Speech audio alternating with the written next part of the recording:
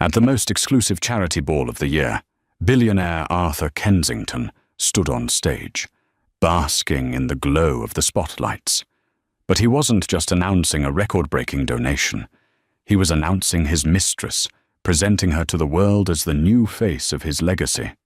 He thought it was a power move, a public coronation for his new life, a final dismissal of the wife he no longer valued. He never imagined that his wife, Catherine, was waiting in the wings with a microphone of her own. And she wasn't just holding a microphone, she was holding the truth, the real bank statements, and a secret that would bring his entire world crashing down in front of New York's elite. The grand ballroom of the Metropolitan Museum of Art was a sea of shimmering silk and flashing diamonds. It was the annual Heart of the City Gala, the undisputed pinnacle of New York's philanthropic calendar. To be here was to have arrived. To be seated at the head table was to be royalty. And tonight, Arthur and Catherine Kensington were the king and queen. From the outside, their reign was absolute. The Kensington name was etched onto hospital wings, university libraries, and research foundations. Arthur, with his leonine silver hair and a smile that could disarm senators, was the charismatic face of their empire.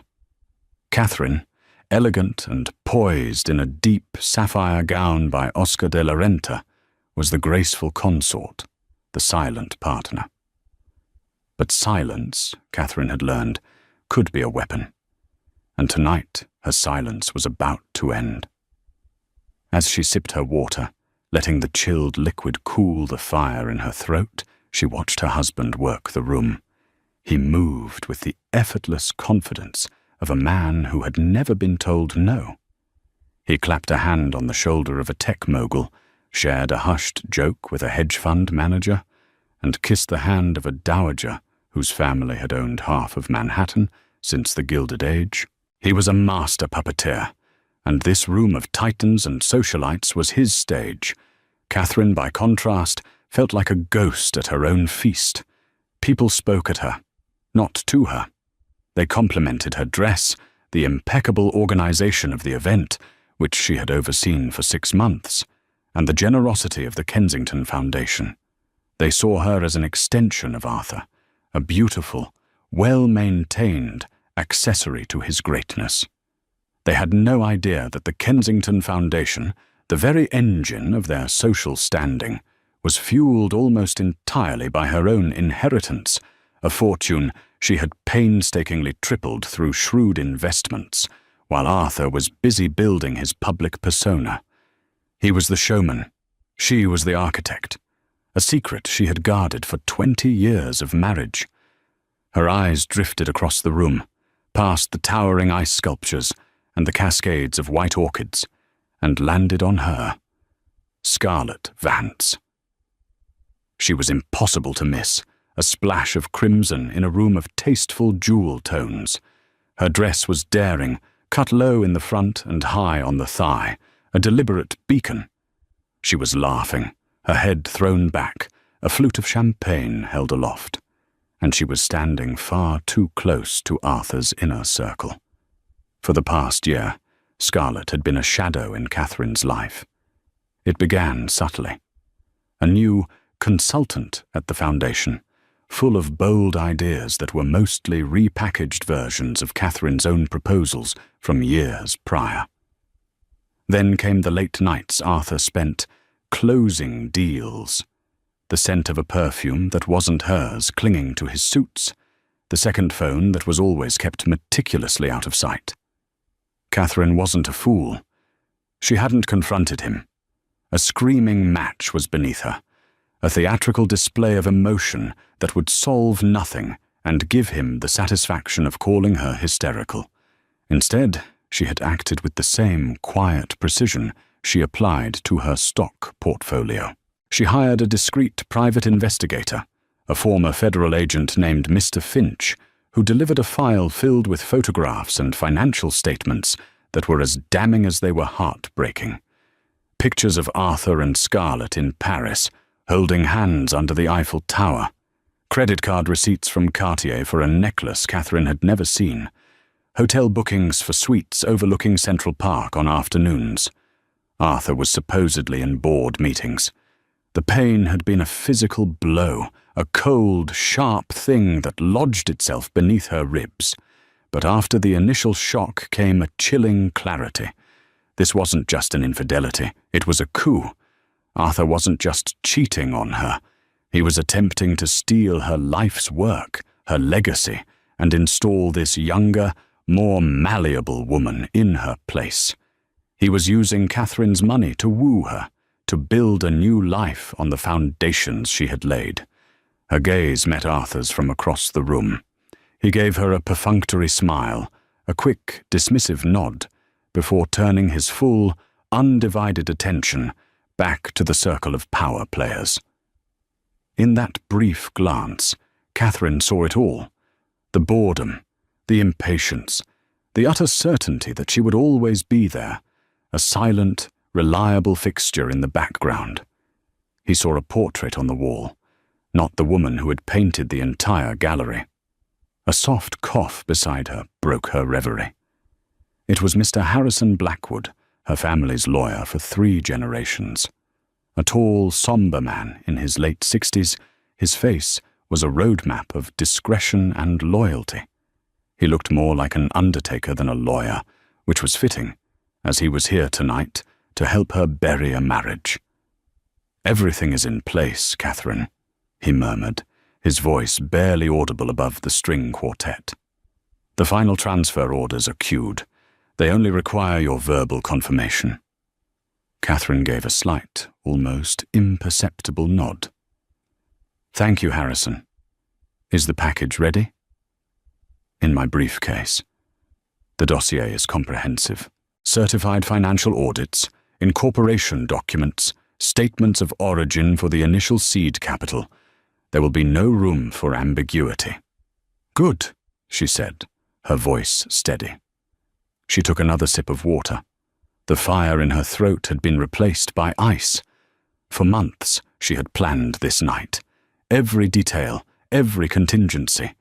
She had moved assets, restructured trusts, and created a legal fortress around the fortune that was rightfully hers. Arthur, blinded by his own ego, had signed every document Mr. Blackwood put in front of him, believing them to be routine tax optimizations or minor portfolio adjustments. He had no idea he'd been systematically signing away his own kingdom. Tonight, the king was about to be checkmated, and he would never see it coming. The orchestra swelled, a signal that the formal part of the evening was about to begin. It was time for the speeches. It was time for the show.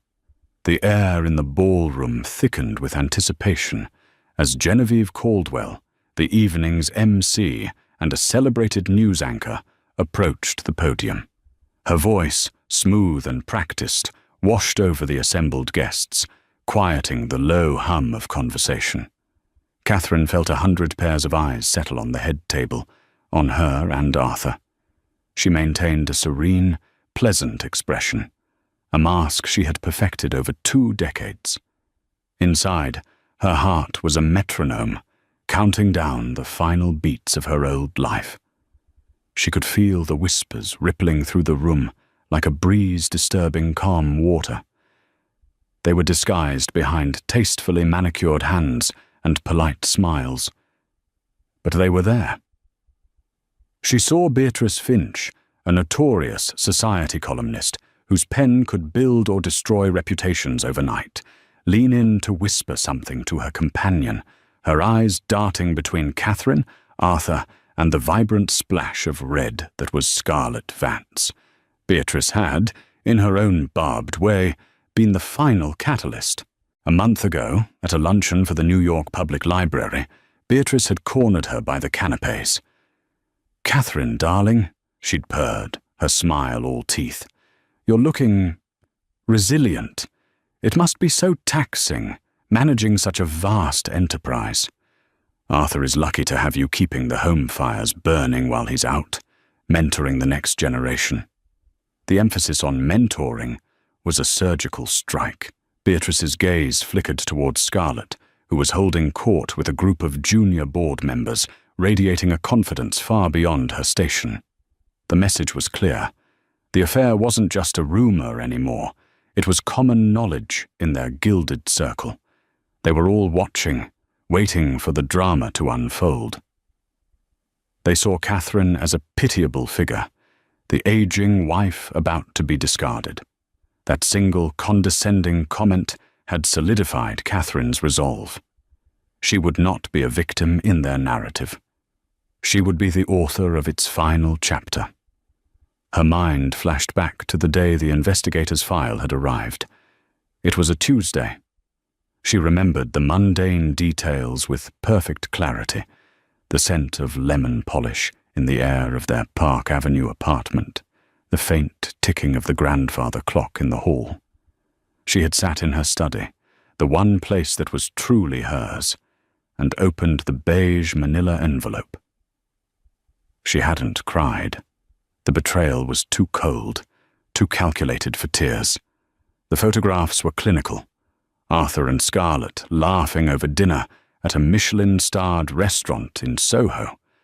Arthur's hand on the small of Scarlett's back as they entered a boutique hotel in the West Village. The final photograph was the one that broke something deep inside her.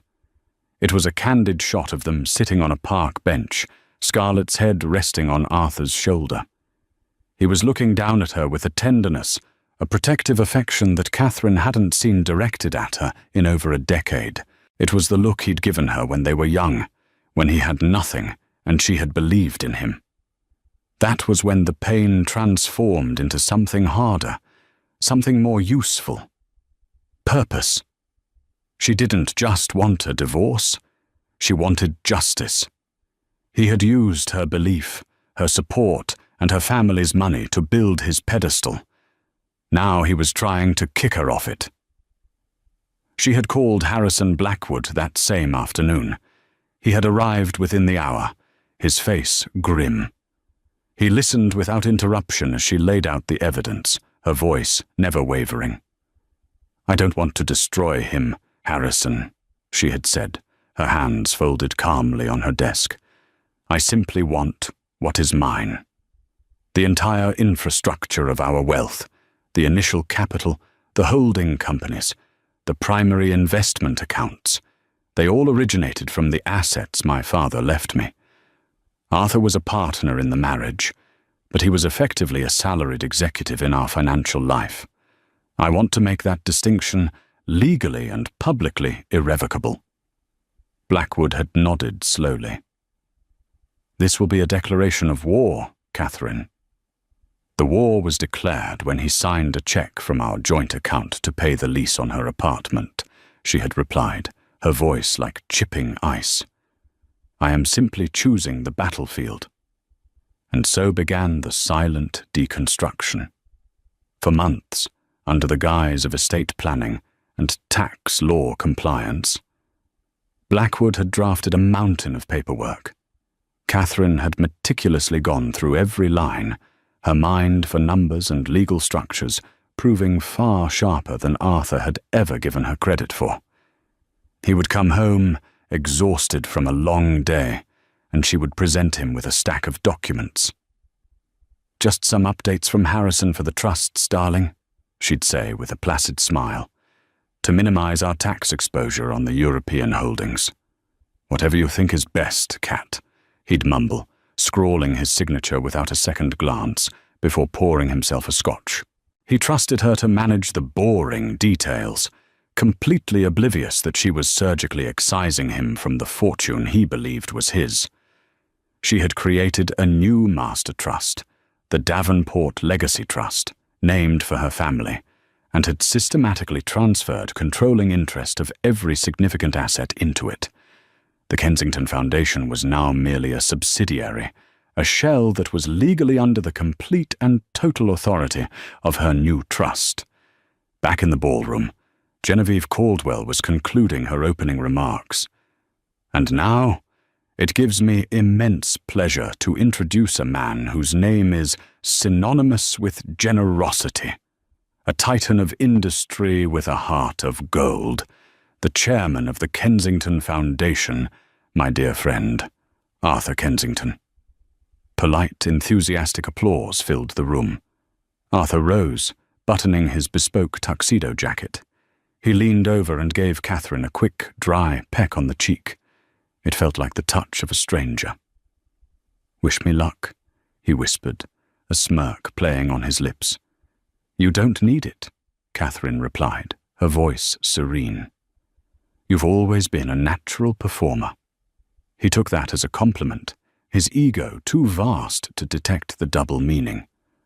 As he walked toward the stage, bathed in the warm glow of the spotlight, Catherine felt the last vestiges of her old life fall away. She was no longer Mrs. Kensington, the billionaire's wife. She was Catherine Davenport, and she was about to take back her name. The spotlight followed Arthur to the center of the stage, and he absorbed its warmth like a flower turning to the sun. He was in his element, a commander addressing his legions. The room fell into a reverent silence, broken only by the distant clinking of a waiter clearing glasses. "Thank you, Genevieve," Arthur began, his voice a rich, resonant baritone that filled the vast hall. "And thank you all for being here tonight. When I look out at this room, I don't just see friends and colleagues. I see a community, a family of leaders dedicated to lifting up this great city." He paused, letting the words hang in the air. He was a master of pacing, of the dramatic pause. Catherine watched him, a clinical detachment settling over her. She could see the performance for what it was. A carefully constructed illusion of benevolence and power. "For 20 years, he continued, gesturing vaguely in Catherine's direction, "my wonderful wife and I have had the privilege of helming the Kensington Foundation. We have always believed that with great success comes an even greater responsibility."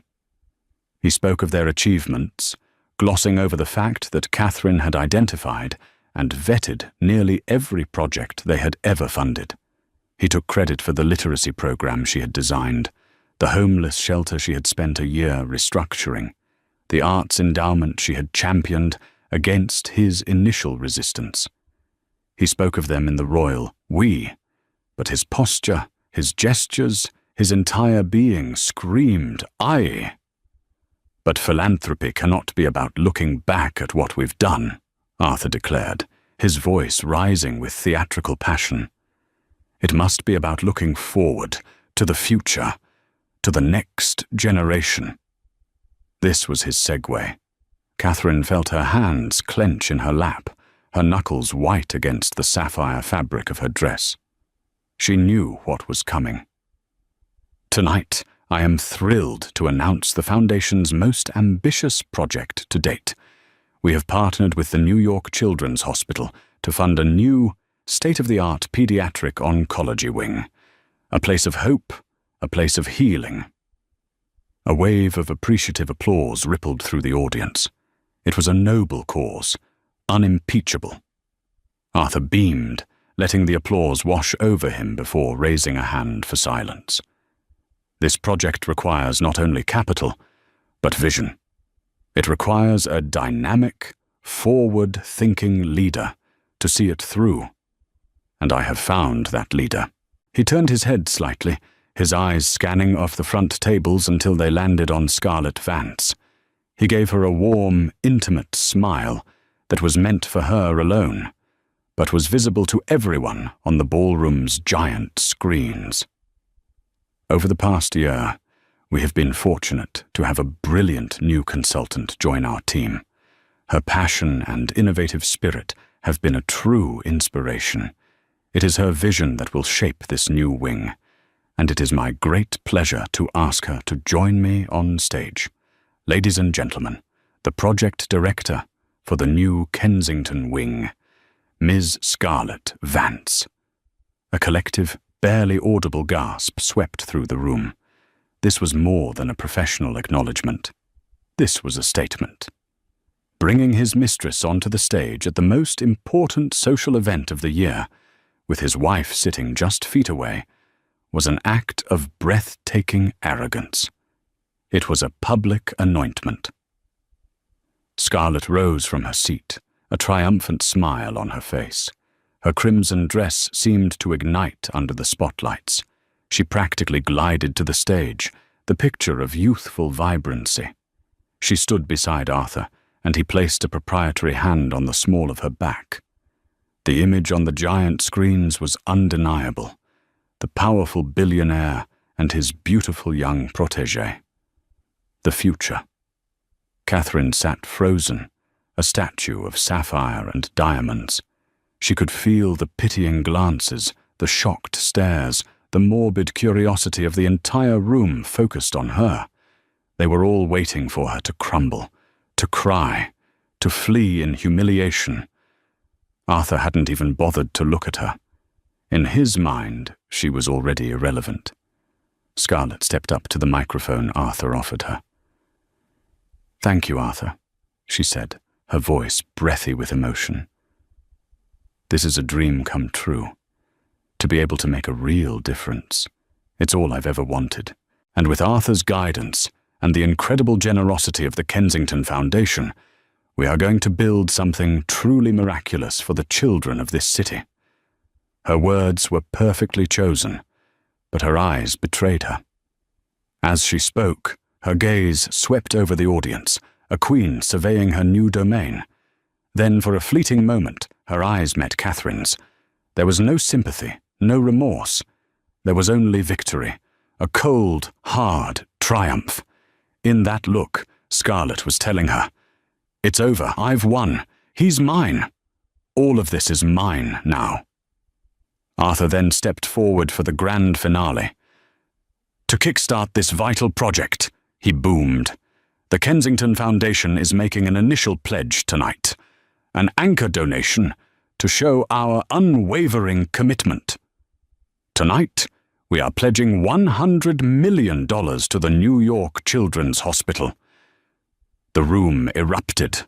The shock of Scarlett's appearance was momentarily forgotten, drowned out by the sheer scale of the donation. $100 million. It was an astonishing sum, even for this crowd.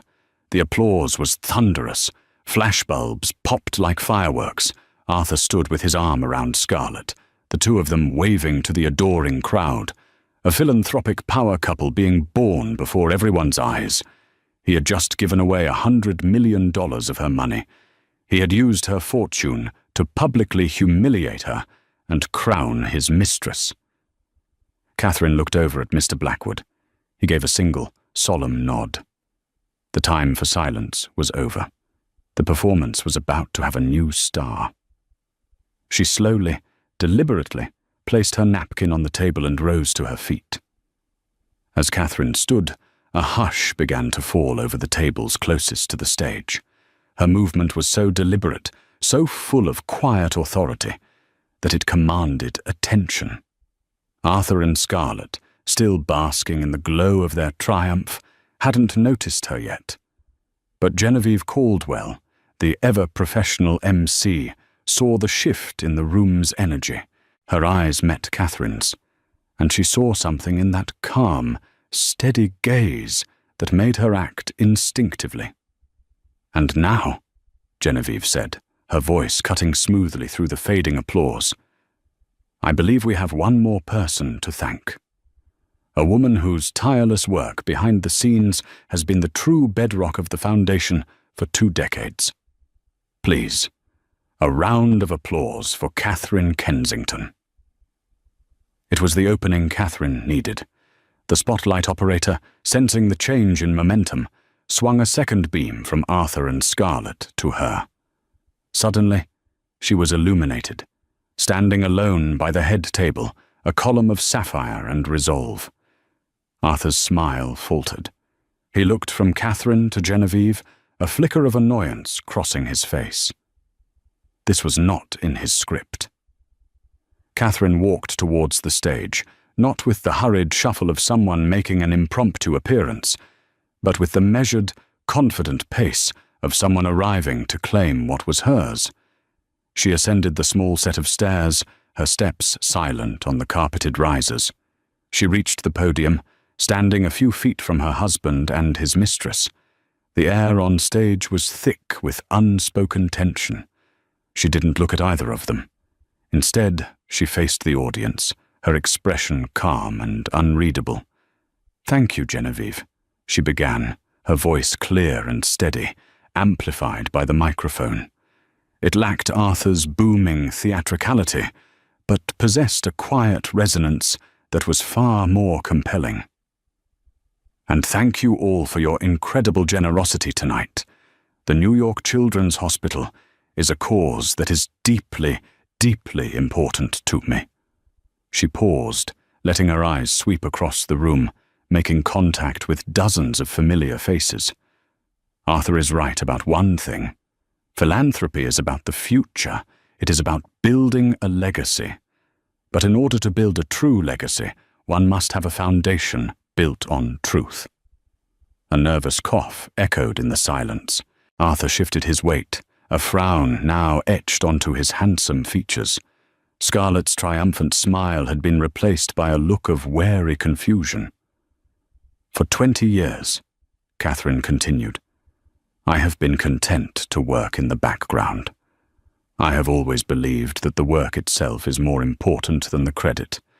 But tonight, a clarification is in order. The name of our foundation is Kensington, but its foundation is Davenport." With a subtle gesture of her hand, the two giant screens on either side of the stage, which had been showing a smiling portrait of Arthur, flickered and changed. The new image was a high-resolution scan of a legal document. At the top, in clear, bold letters, were the words, "Last Will and Testament of Robert J. Davenport." Gasps rippled through the ballroom. Robert Davenport had been Catherine's father, a legendary, if publicity-shy, investor. "My father, Robert Davenport, left me a significant inheritance," Catherine explained, her voice as cool and clear as a winter morning. "He taught me how to manage it, how to grow it, and most importantly, how to use it for good. The initial seed capital for what would become the Kensington Foundation was 100% Davenport money." The screens changed again, now displaying a flow chart of shell corporations and holding companies. It looked complex, but a single, brightly highlighted path showed a direct line from the Davenport estate to the Kensington Foundation. "Arthur has been a wonderful public face for our work," Catherine said, finally turning her head to look at her husband.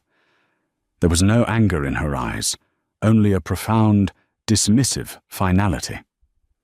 "His charisma is undeniable, but the financial architecture, the investment strategy, the quiet, painstaking work of growing a $30 million inheritance into the $3 billion endowment the foundation holds today, that work was mine."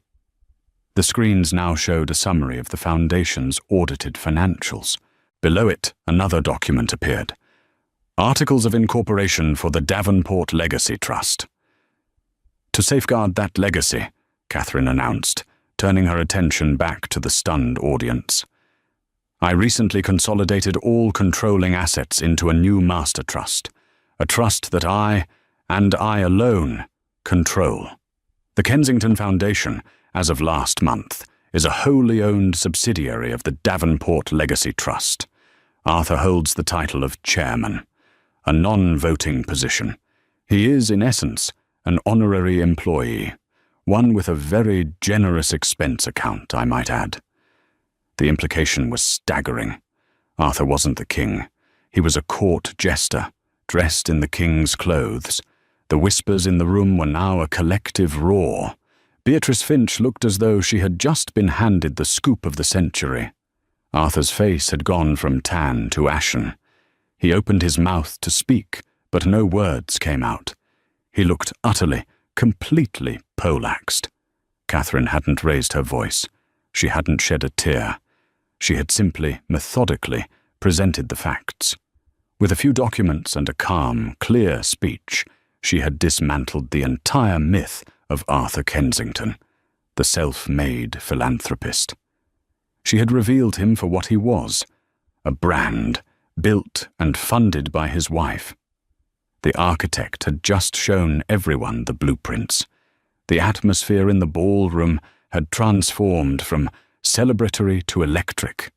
The shock of Catherine's revelations hung in the air, thick and palpable. Arthur stood as if petrified, his face a mask of disbelief, transitioning to pure, unadulterated rage.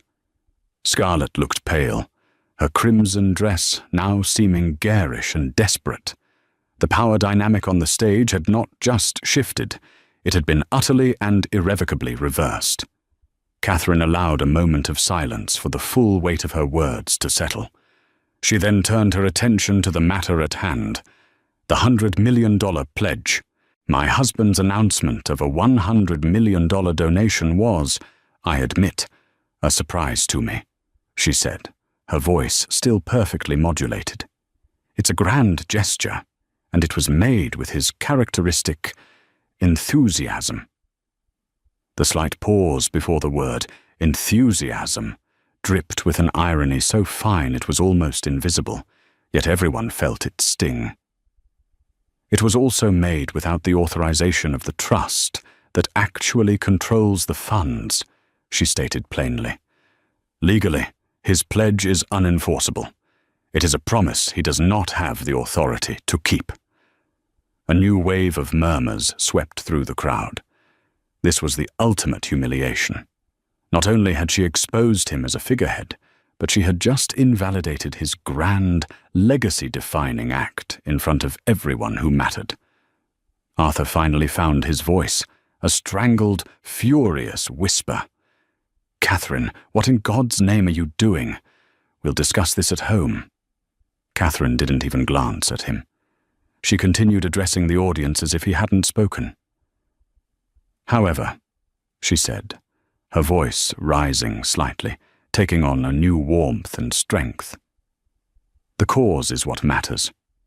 The children are what matter. A promise was made to them tonight, and I have no intention of letting them down." She looked directly at Dr. Annabelle Lee, the CEO of the Children's Hospital, who was sitting at the front table with a look of stunned apprehension on her face. "Dr. Lee," Catherine said, "Arthur's pledge of $100 million was unauthorized, but I believe in this project. I believe in your work. So I will not only honor that pledge." She paused, taking a deep, deliberate breath. The entire room leaned in, hanging on her next words. "I will triple it." Silence. For a full 3 seconds, the only sound was the hum of the air conditioning. Then, chaos.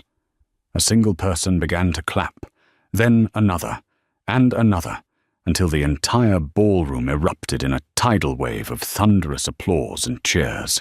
It was a sound unlike any other that night. It wasn't polite society applause. It was a roar of genuine shock, admiration, and overwhelming support. People were on their feet, their faces alight with excitement. $300 million. The figure was incomprehensible. It was one of the largest single philanthropic donations in the city's history. "I am donating $300 million to the New York Children's Hospital," Catherine announced over the din, her voice ringing with newfound power. "The funds will be transferred electronically, effective immediately."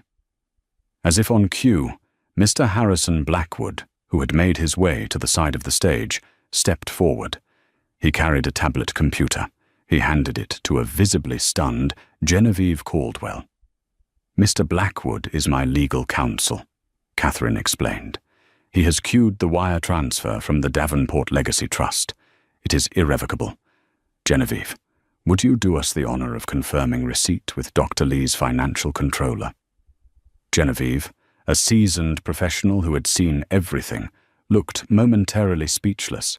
She nodded, taking the tablet and conferring with a frantic Dr. Lee, who was now on her cell phone, her eyes wide with disbelief.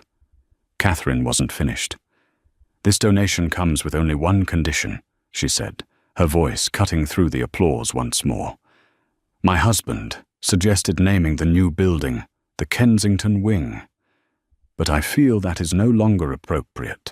The funding for this project, and indeed the foundation that made it possible, comes from a different legacy. The wing will be named the Robert and Mary Davenport Center for Pediatric Healing, in honor of my parents. It was the final, devastating blow. She wasn't just taking his power, she was erasing his name.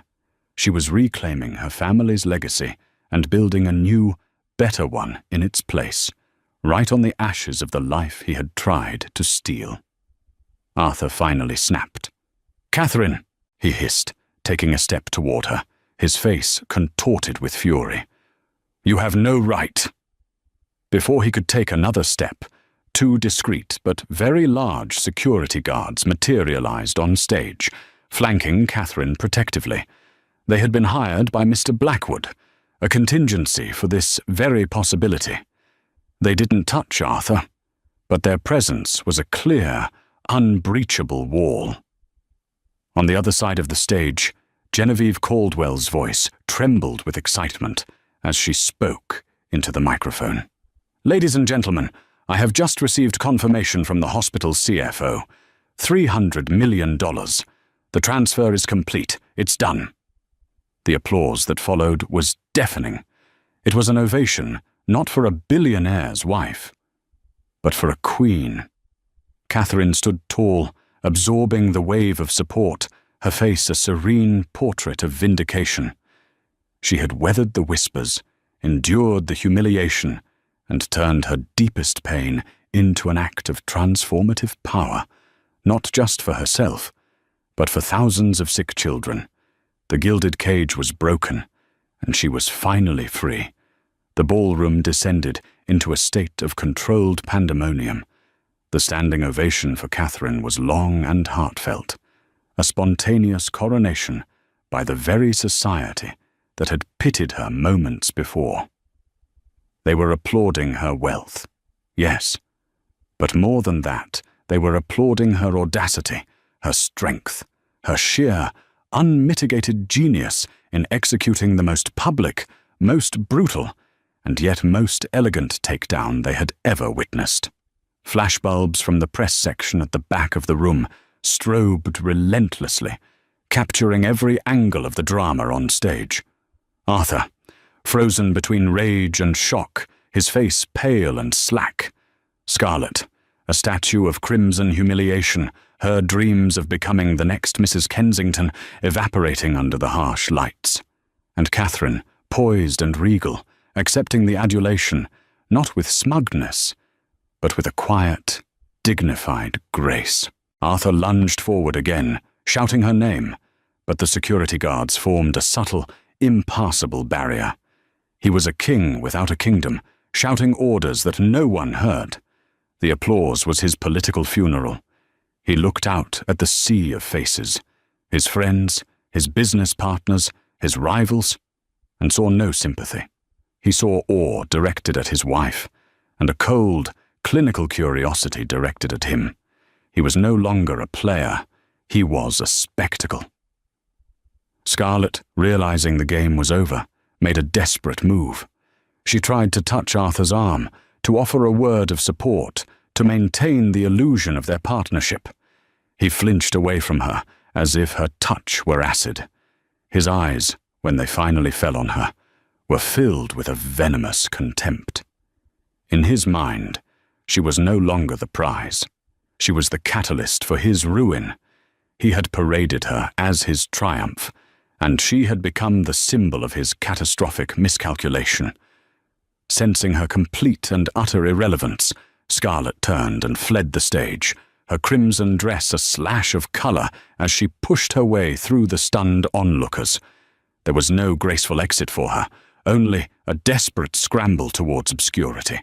The reporters, smelling blood, started to follow her, but their main target was still on stage.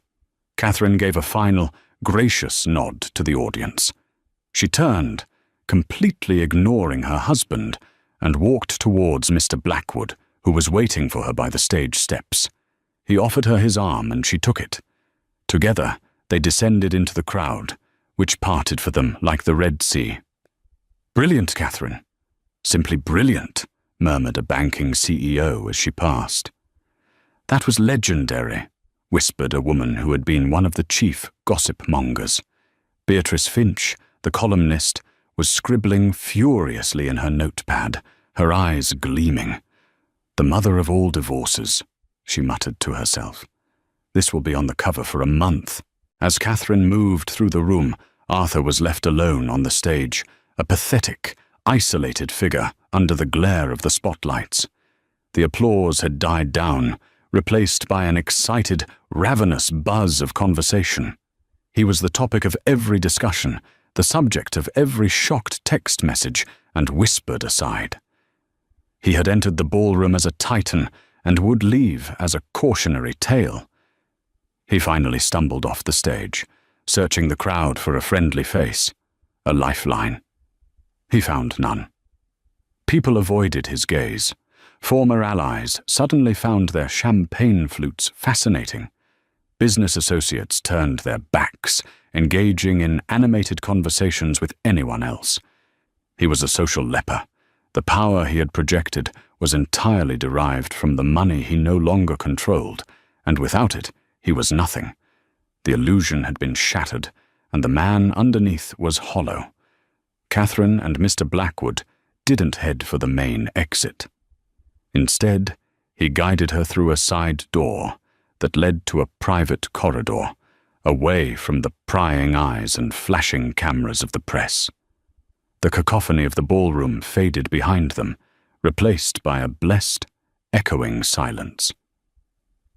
In the quiet of the marble hallway, Catherine finally let out a breath she felt like she had been holding for a year.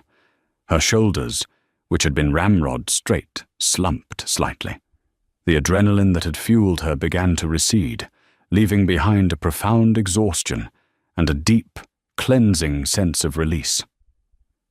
"Are you all right, Catherine?" Mr. Blackwood asked, his voice gentle. She looked at him, and for the first time that night, a genuine smile touched her lips. It was small and weary, but it was real. "I am Harrison," she said. "I think for the first time in a very long time, I truly am." She had not only survived, she had triumphed. She had not only reclaimed her fortune, she had reclaimed her name, her story, her life. The shattering of glass in the ballroom was not just the end of her marriage, it was the sound of her breaking free. The noise would echo through New York society for years to come. A legend of the night the silent architect finally revealed her masterpiece. The following days were a media firestorm. "The gala coup," one headline screamed. "Billionaire's wife donates triple his fortune, erases his name," declared another. Beatrice Finch's column was syndicated nationally, a breathless, blow-by-blow account of the public vivisection of Arthur Kensington. Photos of Catherine's serene face were juxtaposed with images of Arthur's enraged, desperate expression.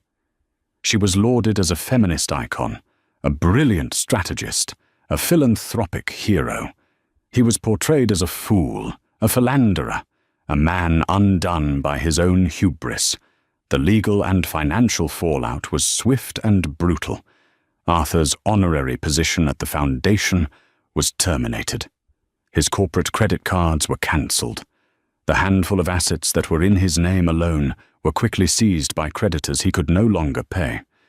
He was forced to sell their Park Avenue apartment, which, as Catherine had ensured, was owned by her trust to cover his personal debts. He vanished from the society pages, reportedly having retreated to a rented condo in Florida, a king in exile with a court of one. Scarlett Vance disappeared completely, her 15 minutes of fame having expired in the most spectacular fashion imaginable. Catherine, meanwhile, did not retreat, nor did she revel in the spotlight. She simply got to work. 6 months after that fateful night, the world looked very different. Catherine stood not in a grand ballroom, but in a light-filled corner office in a modern, unpretentious building downtown. The space was minimalist and functional. Clean lines, modern art, and a large window overlooking the bustling city. There were no gilded frames or ostentatious chandeliers. This was a place of work, not a monument to ego. The sign on the door didn't say Kensington. It said, "The Davenport Legacy Foundation." She had completely rebranded and restructured. She had downsized the flashy, high overhead operations Arthur had insisted upon and redirected that money into grants and direct action programs. The focus was sharper now, targeting grassroots organizations in education, healthcare, and the arts, the areas her parents had been most passionate about. Mr. Blackwood sat in the chair opposite her desk, a folder of documents in his lap. He looked more at ease here than he ever had in the Kensington's opulent apartment. "The final divorce decree came through this morning," he said, his tone matter-of-fact. He didn't contest the settlement. Frankly, he had no grounds to. "Good," Catherine said simply. She felt no triumph, no lingering anger. She felt only closure. Arthur was a chapter of her life that was now finished, the book closed and placed on a high shelf to gather dust. "The groundbreaking for the Davenport Center at the hospital is next Tuesday," Blackwood continued. "They're asking if you'll say a few words." "Of course," Catherine nodded. "I'd be honored." He smiled, a rare and genuine expression that softened his stern features. "You've done a remarkable thing, Catherine. Not just the donation. You've built something real here. Something that will last." "I just took back what was mine," she replied, her gaze drifting to the window. She watched the endless river of people on the sidewalks below. People from every walk of life, each with their own story, their own struggles, their own dreams. Her work was no longer about securing a social position or maintaining a facade. It was about them. It was about making a tangible difference in the city that was her home.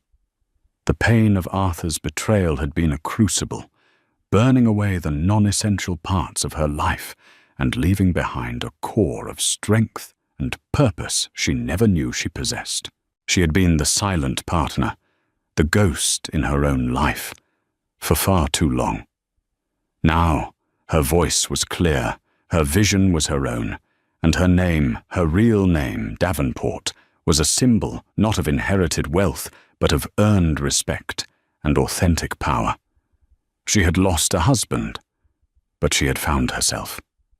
And as the morning sun streamed into her office, casting long, hopeful shadows across the floor, Catherine Davenport knew, with absolute certainty, that this was not an ending. It was a new dawn. The autumn air was crisp, carrying the scent of damp earth and distant wood smoke. It was a stark contrast to the climate-controlled, lily-scented atmosphere of the Metropolitan Museum's ballroom. Here, on a muddy patch of land, adjacent to the New York Children's Hospital, there was no silk or champagne. There were hard hats, shovels plated in ceremonial chrome, and a small, hopeful crowd of doctors, nurses, construction workers, and a handful of patient families. This was the groundbreaking ceremony for the Robert and Mary Davenport Center for Pediatric Healing. This event was the antithesis of the galas Catherine had once orchestrated.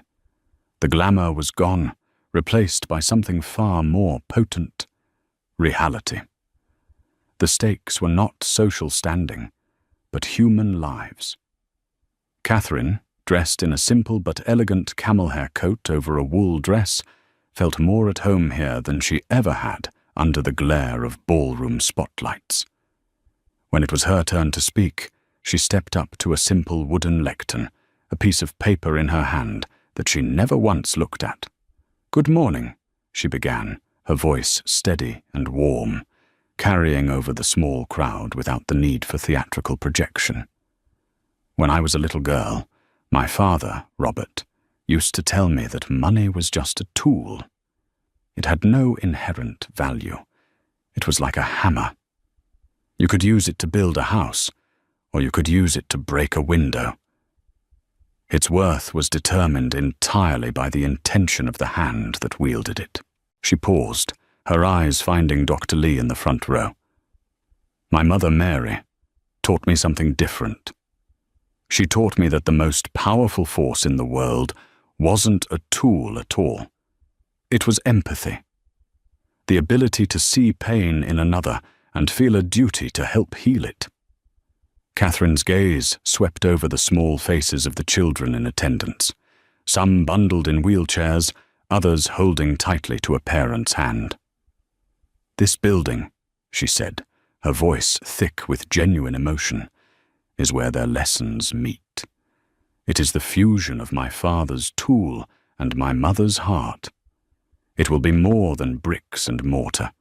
It will be a house of hope, a place where the best science and the deepest compassion come together to fight for our city's most vulnerable children. I am profoundly honored to have my parents' names on a place that will do so much good. Thank you for letting us be a part of it." Her speech was short, simple, and deeply personal.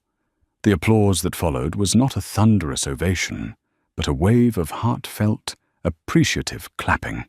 After the ceremonial turning of the dirt with the chrome shovels, Catherine bypassed the hospital board members and local politicians, making her way to a young woman standing with a little boy in a knitted cap. "You must be Sarah," Catherine said gently. "Dr. Lee told me about your son, Daniel." The woman's eyes widened, surprised to be singled out. "Yes, Mrs. Davenport, I just wanted to thank you. What you're doing, it means everything." Daniel, who was about 6, looked up at Catherine with large, curious eyes. "Are you the lady building the new hospital?" he asked. "I'm helping," Catherine smiled.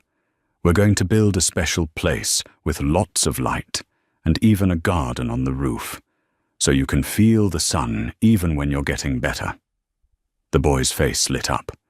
In that small, genuine smile, Catherine felt a sense of purpose that 1,000 fawning compliments at a gala could never provide.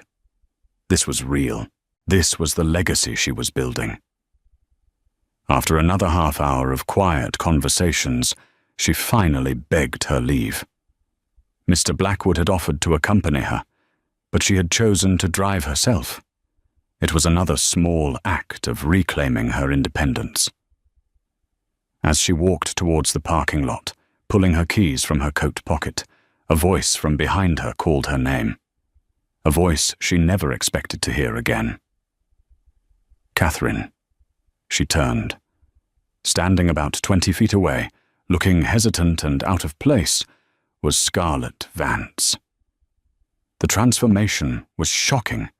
The vibrant, predatory confidence was gone, replaced by a brittle weariness. The designer clothes had been swapped for a generic black coat and worn-looking boots. Her hair lacked its fiery sheen, and her face, stripped of its glamorous war paint, looked younger and somehow plainer. She looked like a ghost, haunting the edges of a life she had once tried to possess. Catherine waited, her expression neutral, her hand still on her car keys. She felt no anger, no surge of vengeful satisfaction. She felt only a distant, clinical pity. Scarlett walked closer, stopping a few feet away, clutching a worn leather handbag to her chest like a shield. "I saw the news about today," she said, her voice thin. I wanted to say something." "There's nothing for you to say to me, Scarlett," Catherine replied, her tone calm but firm. It was not an invitation to conversation. "No, please," Scarlett insisted, a note of desperation creeping in. "I was a fool. I know that. Arthur, he promised me everything. He made me believe we were building something together. He used me just as much as he used you." It was a classic attempt to reframe the narrative, to cast herself as a fellow victim. A year ago, it might have enraged Catherine. Now it just sounded pathetic. "Did he?" Catherine asked, her voice quiet. "Did he force you to accept gifts bought with my family's money? Did he force you to stand on that stage and attempt to publicly humiliate me?" "You were not a victim, Scarlett. You were an accomplice. You saw what you thought was a shortcut to a life you coveted, and you took it. The fact that it led to a dead end is a consequence of your own choices, not Arthur's." Scarlett flinched, the truth of the words hitting her with visible force. Tears welled in her eyes. "I have nothing," she whispered. "My reputation is ruined. I can't get a job anywhere in this city. I lost everything." "You lost nothing you had ever earned," Catherine corrected her gently, without malice.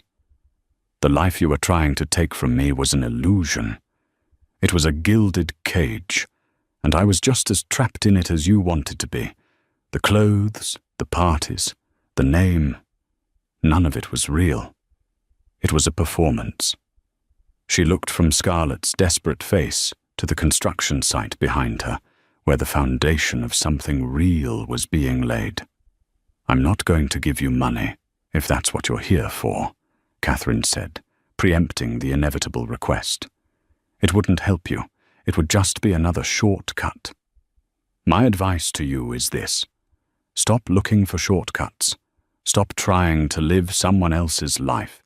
Go somewhere where the names Kensington and Davenport mean nothing. Start over. Build something small that is truly your own. It's much harder work, but you'll find it's the only thing of any real value." With that, Catherine turned her back. She did not wait for a reply. She unlocked her car, a sensible German sedan, and slid into the driver's seat. She started the engine and pulled out of the parking lot, not once glancing in her rearview mirror. She left Scarlett Vance standing alone in the cold, a relic of a past that no longer had any power over her. The road ahead was clear, and for the first time, Catherine was the only one behind the wheel. Catherine Kensington's story isn't just about revenge. It's about the quiet, calculated reclamation of a narrative. For yours, she was the silent architect behind an empire, only to watch someone else take the credit and try to give it all away. Her stand at the charity ball was a testament to the fact that true power isn't always loud. Sometimes it's the meticulously prepared document, the perfectly timed statement, and the unshakable knowledge of your own worth. It's a powerful reminder that the person managing the books is often the one holding the real strength. What did you think of her incredible move? Was it the ultimate power play, a necessary act of self-preservation, or both? Let us know your thoughts in the comments below. If you were moved by this story of justice and empowerment, please demonstrate your support by hitting that like button. Share this video with someone who needs to see that the quietest person in the room is often the most powerful. And be sure to subscribe for more real-life dramas where the truth, eventually, always finds its way into the spotlight. Thank you for watching. He was a titan of industry, a man who commanded boardrooms and bent markets to his will. She was his elegant, intelligent wife, the silent architect of his empire. But in the glittering, hollow world of New York's elite, loyalty is a commodity, and respect is a luxury not everyone can afford. One fateful night, at the city's most prestigious charity gala, under the watchful eyes of the powerful and the privileged, he made a choice. To appease his new flame, a woman draped in diamonds and ambition, he raised his hand to the wife who had built him. A single, sharp slap that echoed louder than the orchestra. He thought it was the end of an argument. He had no idea it was the beginning of his end, because while he slept soundly that night, She was igniting a fire that would burn his entire world to the ground. The Starlight Charity Gala was the apex of the Manhattan social calendar, a glittering spectacle held in the grand ballroom of the Pierre Hotel.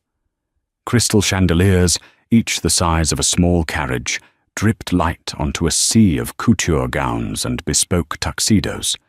The air hummed with the low thrum of powerful conversations, the clinking of champagne flutes, and the soft strains of a string quartet. To the outside world, Damien and Catherine Blackwood were the evening's reigning couple. He, the CEO of Blackwood Innovations, a tech behemoth he'd built from the ground up, was a man carved from ambition and arrogance. His jaw was sharp, his eyes a cold, calculating blue, and his smile a weapon he wielded with practiced ease. Catherine, his wife of 10 years, was his perfect counterpart, or so it seemed. Graceful and poised, with intelligent hazel eyes that saw far more than they let on, she possessed a quiet strength that most people mistook for meekness. She wore an emerald silk gown that shimmered like liquid moonlight, a stark contrast to the storm brewing within her. She had been the first investor in Damien's dream, not with money, but with intellect. Her Wharton MBA and razor-sharp strategic mind had transformed his raw coding talent into a multi-billion-dollar empire. She had drafted the business plans, navigated the early-stage funding rounds, and architected the corporate structure. He was the face. She was the foundation. A foundation he had begun to treat as little more than pavement to be trod upon. The source of that disrespect was currently clinging to his arm, a vibrant slash of crimson in the muted elegance of the ballroom. Her name was Serafina Munro, a model-turned-influencer whose ambition was as sharp and dangerous as the stilettos on her feet. She laughed a little too loudly, her scarlet lips perpetually curved in a predatory smile. She was everything Catherine was not, ostentatious, demanding, and utterly transparent in her desires. And Damien, a man terrified of losing the status he'd fought so ruthlessly to attain, was utterly captivated by her public performance of adoration. "Darling," Serafina purred, her fingers tracing the lapel of Damien's Tom Ford tuxedo. "Mr. Abernathy from the Times is watching us. We should give him something to write about." She tilted her head towards a corner where several high-profile investors, including the notoriously shrewd Robert Chen of Chen Capital, were in conversation. "Go on, Damien. Remind them who the king of this city is." Damien's chest puffed out. He thrived on such validation. Catherine watched, a familiar ache tightening in her chest. She saw the subtle way he preened under Serafina's gaze, the way he subtly angled his body away from her, his own wife, as if she were a relic of a past he was eager to shed. "In a moment, my dear," Damien said, his eyes scanning the room. "First, I need to ensure everything is perfect." His gaze fell on Catherine. "Catherine, did you confirm the seating arrangement with the event planner? I specifically said I wanted to be at the same table as Senator Thompson." "Yes, Damien," Catherine replied, her voice calm and even, betraying none of her inner turmoil. "We are at table 1, with the Senator and Mrs. Thompson, as you requested. I confirmed it myself an hour ago." Serafina let out a small, condescending laugh. "Always so efficient, aren't we? Like a perfect little assistant." The barb struck its target. Catherine's jaw tightened, but she refused to give Serafina the satisfaction of a reaction. Damien, however, either missed the malice or chose to ignore it. He was too focused on his own performance. For the next hour, Catherine played her role flawlessly. She smiled. She engaged in polite conversation about art auctions and summering in the Hamptons. She deflected intrusive questions about Damien's latest, rumored acquisition with the grace of a seasoned diplomat. All the while, She was acutely aware of Damien and Serafina, a garish duo moving through the crowd. She saw him whisper in Serafina's ear, saw the possessive hand he placed on the small of her back, a public declaration for all to see. The tension finally snapped later in the evening, near the marbled archway leading to the terrace. Catherine had been speaking with Marcus Thorne, the COO of Blackwood Innovations, and one of the few people who knew the true extent of her contributions to the company. "The quarterly projections are looking aggressive, Catherine," Marcus said, his voice low. "Damien is pushing the R&D department to its limits. I'm worried we're heading for a bubble." "I've seen the data, Marcus," she said quietly. "He's chasing headlines, not sustainable growth. I've warned him." "He doesn't listen to anyone anymore," Marcus lamented, his gaze flicking nervously towards Damien, who was approaching them with Serafina in tow. "What are you two whispering about?" Damien's voice was sharp, laced with suspicion. "Just discussing the quarterly numbers, Damien," Marcus said quickly. Serafina slid her arm around Damien's waist. "Don't let them bore you with business, darling. It's a party." She then looked directly at Catherine, her eyes glittering with malice. "You know, Catherine, you should really try to enjoy yourself. You look so tense. It adds years to your face." Catherine met her gaze, her composure unwavering. "Thank you for your concern, Serafina. But I find that worrying about the health of a $10 billion company is a more productive use of my time than worrying about a few wrinkles." The comeback was swift, precise, and it hit its mark. A flicker of fury crossed Serafina's perfectly made-up face. She turned to Damien, her lower lip trembling theatrically. "Damien, did you hear that? She's insulting me. She's always so cold, so superior." Damien's face darkened. In his mind, Catherine's sharp intellect, once his greatest asset, had become a threat. Her quiet competence felt like a judgment on his loud insecurities. Serafina's manufactured vulnerability was a balm to his fragile ego. He looked from Serafina's pouting face to Catherine's calm, unreadable expression. In front of Marcus, in front of anyone who might be watching from the periphery, he needed to assert his authority. He needed to prove who held the power. "Apologize to her, Catherine," he commanded, his voice low and menacing. Catherine's blood ran cold. "I will not. I have nothing to apologize for." I said, "Apologize." "No, Damien." It was her quiet defiance that broke him. It was the fact that she wasn't cowering.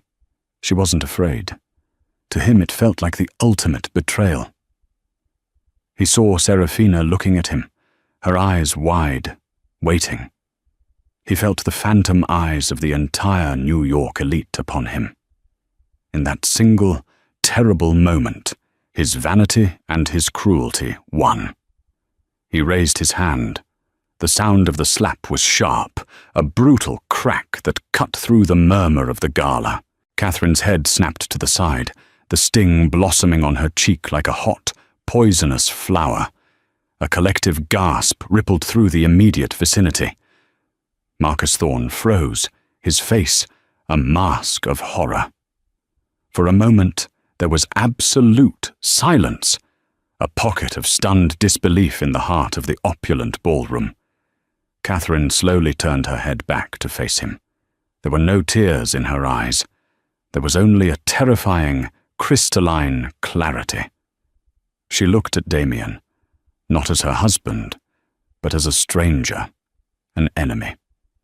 She saw the flicker of shock in his own eyes, as if his hand had acted of its own accord, quickly replaced by a stubborn, defensive glare. She looked at Serafina, who had the decency to look momentarily stunned before a flicker of triumph settled in her eyes. Without a word, Catherine turned and walked away. She didn't run. She didn't stumble. Her back was straight, her head held high. Each step was deliberate, measured, taking her away from the wreckage of her marriage, through the sea of shocked and whispering faces, and out of the grand ballroom into the cool night air. Damien watched her go, a knot of unease tightening in his stomach, but he pushed it down. He had made his point. He had asserted his dominance. He turned to a shaken Serafina and forced a smile. "Now, where were we?" he asked, his voice a little too loud, a little too brittle. He had no idea that the sound of that slap was not an ending, but the starting pistol for a war he was utterly unprepared to fight.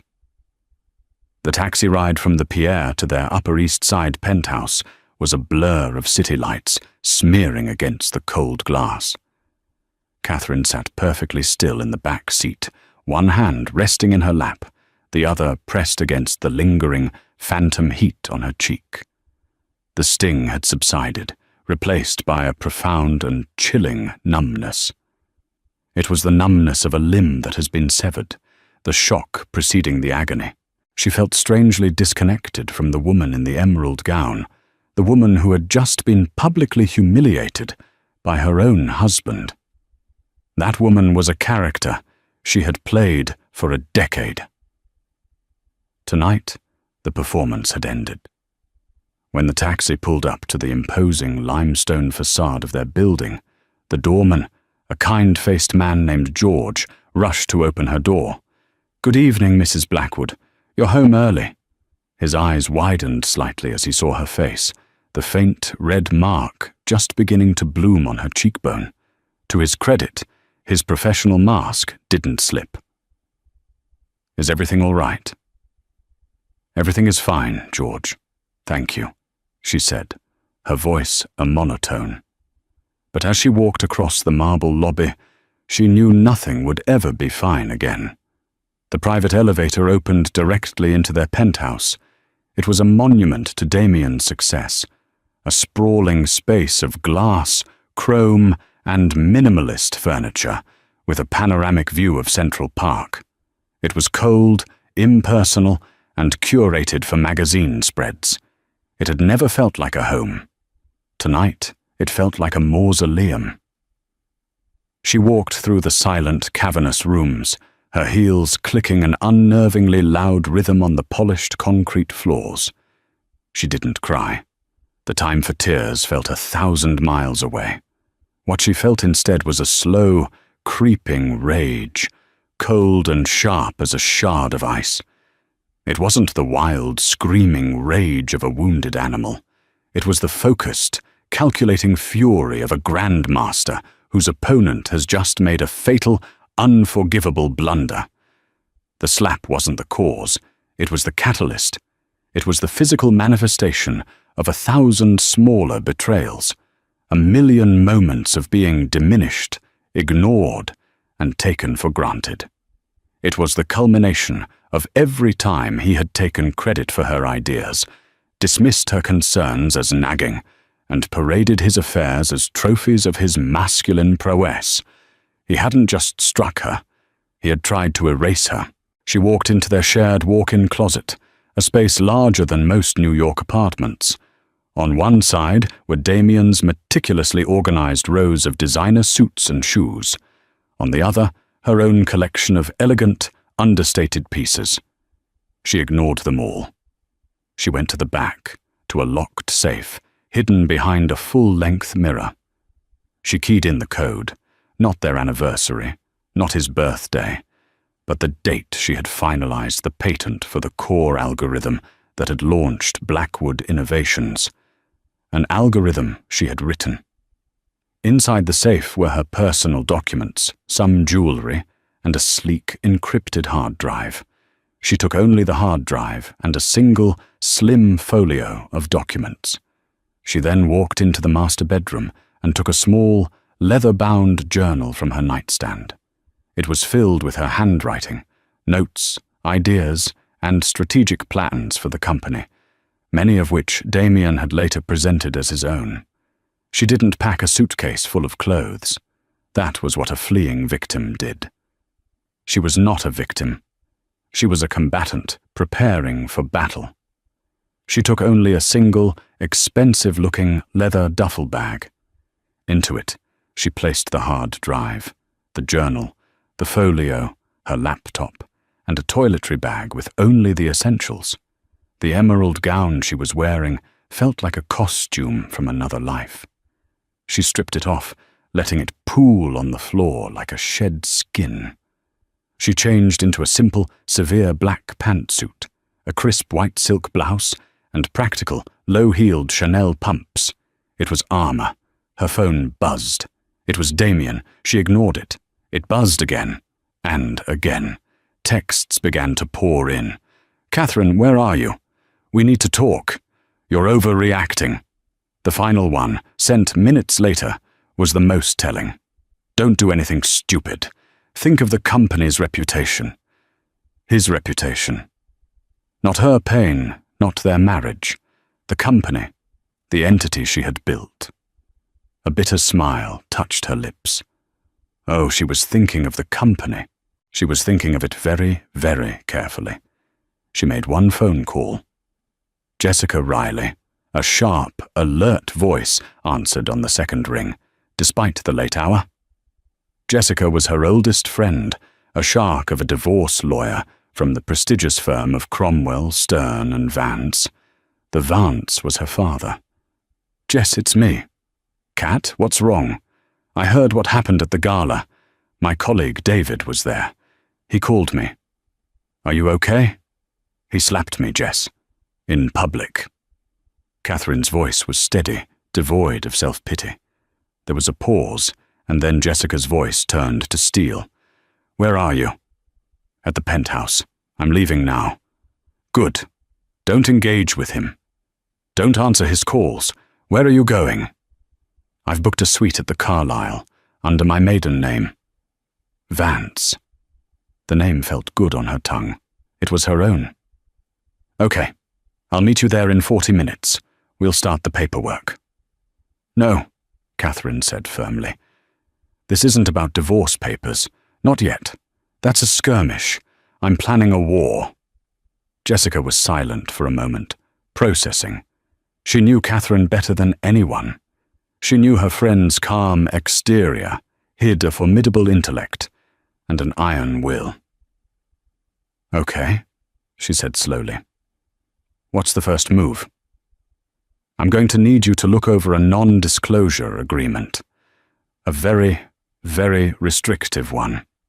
And I need to get in touch with an old acquaintance. I need you to find the best way to arrange a meeting for tomorrow morning. An urgent one." She took a deep breath. "The name is Alexander Sterling, of Sterling Capital." Jessica let out a low whistle. Alexander Sterling was a legend on Wall Street, a so-called vulture capitalist to his enemies, a visionary investor to his allies. His firm was known for aggressive, often hostile, takeovers of undervalued or poorly managed tech companies. They were also Blackwood Innovation's most feared competitor. "Sterling," Jessica said, her voice a mix of shock and admiration. "Kat, what are you planning?" "Damien thinks the company is his greatest strength," Catherine said, walking towards the elevator, her duffel bag in hand. "He's about to find out that it's his greatest vulnerability. And I know where all the cracks are. After all, I'm the one who papered over them." She ended the call, stepped into the elevator, and descended from the glass tower for the last time. As the door slid shut, she caught her reflection in the polished steel. The woman staring back at her was not the broken wife of Damien Blackwood. It was Catherine Vance, and she was ready to reclaim everything he had taken from her, and more. The shattering was over. The reconstruction was about to begin. The Carlyle Hotel, with its old-world elegance and discreet service, was a world away from the cold modernity of Damien's penthouse. It was a fortress of quiet luxury, the perfect staging ground for what was to come. Catherine's suite, registered under the name Vance, was opulent but comforting, with heavy silk curtains and classic furniture that seemed to absorb the sounds and chaos of the city outside. She didn't sleep. Fueled by adrenaline and 2 decades of suppressed ambition, she worked through the night. Her laptop was open, the encrypted hard drive connected. On the screen were the unvarnished truths of Blackwood Innovations, not the polished PR-spun versions presented to shareholders, but the raw data, suppressed R&D failures, over-leveraged acquisitions, and most damningly, a series of creative accounting practices Damien had insisted upon to inflate their quarterly earnings. Catherine had argued against them, warning that they were a house of cards. Now she was grateful for his arrogance. He had handed her the very wind she needed to blow it all down. Beside the laptop lay her leather-bound journal. She methodically cross-referenced her handwritten notes, strategic plans, market analysis, software architecture ideas, with the company's official development roadmaps. The evidence was irrefutable. Dozens of key innovations, patents and strategic partnerships that Damien had publicly claimed as his own vision had originated in detail from her private notes. She had been the ghost in his machine, the architect of his throne. At 7 a.m., Jessica arrived, looking sharp and alert in a navy blue suit. She carried a briefcase and 2 cups of coffee. She handed one to Catherine, her eyes scanning her friend's face. "You look like you haven't slept," she observed. "Sleep is a luxury for peacetime, Jess," Catherine replied, taking a sip of the coffee. "Did you make the call?" Jessica nodded, setting her briefcase on the mahogany desk. "It wasn't easy. Alexander Sterling's schedule is locked down tighter than Fort Knox, but the name Vance, coupled with urgent, time-sensitive intelligence on Blackwood Innovations, got his attention. He's cleared his calendar. We have a meeting at his office, 10 a.m. sharp." "Good," Catherine said, a grim satisfaction in her voice. "That gives us time to prepare the presentation." "Kat, are you sure about this?" Jessica asked, her professional caution warring with her personal loyalty. "Going to Sterling. It's like handing a starving wolf the keys to the henhouse. Once you let him in, you can't control what he does." "I'm not looking for control, Jess. I'm looking for a wrecking ball," Catherine stated coldly. "Damien respects only one thing: power, financial power. I'm going to bring a power to his door, so overwhelming that he'll have no choice but to bow. Alexander Sterling is not a partner. He is a weapon." She turned the laptop screen towards Jessica. For the next 2 hours, Catherine walked her friend through the vulnerabilities of Blackwood Innovations. She spoke with a passion and authority Jessica hadn't seen in years. This was the Catherine from Wharton, the brilliant strategist who could dissect a balance sheet like a surgeon. She explained how Damien's aggressive push into volatile markets had left the company dangerously exposed, how the inflated profit margins were hiding a growing debt crisis, and how their most recent flagship product, the Prometheus AI, was built on a flawed and unstable code base, a shortcut Damien had demanded against her explicit advice. "He's running a multi-billion-dollar company like a gambler on a hot streak," Catherine concluded, her voice steely. "But the streak is about to end, and I have the data to prove it." At 9:30 a.m. they left the Carlisle. Catherine wore the same black power suit. Her hair was pulled back in a severe, elegant chignon. The faint bruise on her cheek was visible, unconcealed by makeup. It was not a mark of shame. It was a testament, a piece of evidence. Sterling Capital was located in a sleek, imposing skyscraper in the heart of the financial district, a steel and glass needle aimed at the heavens. The lobby was a cathedral of wealth, all polished granite and hushed reverence. They were escorted to the top floor, to Alexander Sterling's private office. The man himself was waiting. Alexander Sterling was in his late 40s, with silvering temples and eyes the color of a stormy sea. He was the antithesis of Damien. Where Damien was loud, Sterling was quiet. Where Damien wore his wealth like a costume, Sterling wore his bespoke suit with an air of complete, unstudied indifference. He radiated a calm, predatory confidence that was far more intimidating than Damien's bluster. He did not smile as they entered. He simply watched, his sharp gaze missing nothing. "Ms. Vance," he said, his voice a low baritone. He gestured to the chairs opposite his vast, uncluttered desk. "Your lawyer's message was intriguing." His eyes flickered for a fraction of a second to the mark on her cheek, but his expression remained impassive. Catherine met his gaze without flinching. "Mr. Sterling, thank you for seeing us on such short notice. I believe I have information that will be of significant value to you and your firm." She didn't wait for permission. She placed her laptop on the desk, opened it, and began. She didn't speak of her marriage, of the gala, of the slap. She spoke the language he understood: numbers, data, and strategy. She laid bare the weaknesses of Blackwood Innovations with clinical precision. She presented the inflated earnings reports next to the real, grim figures from her hard drive. She detailed the structural flaws in the Prometheus AI, predicting a catastrophic failure within the next 6 months that would trigger a massive stock devaluation. Finally, she brought up her masterstroke. Damien is currently in final negotiations to acquire a smaller AI firm, Cygnus AI, for $2 billion, she explained, displaying the confidential deal memo she had downloaded.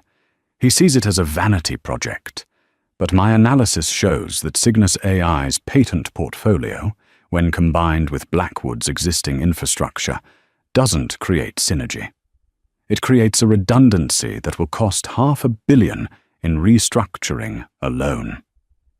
He is paying a premium for a company whose core technology will be obsolete within 18 months. He is hemorrhaging capital for ego. Alexander Sterling leaned forward, his elbows on the desk, his fingers steepled. He had not interrupted her once. He had simply listened, his sharp eyes following every chart, every projection. The silence in the room was absolute.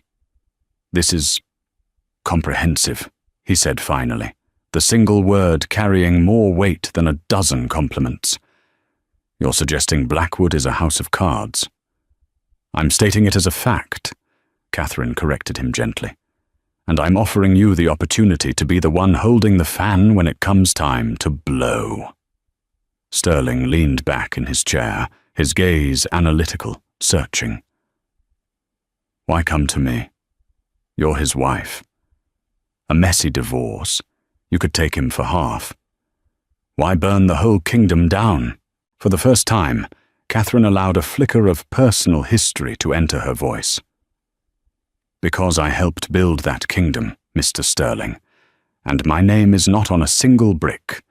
Damien Blackwood believes he is the sole architect. He has forgotten the importance of a strong foundation. I am not here for alimony.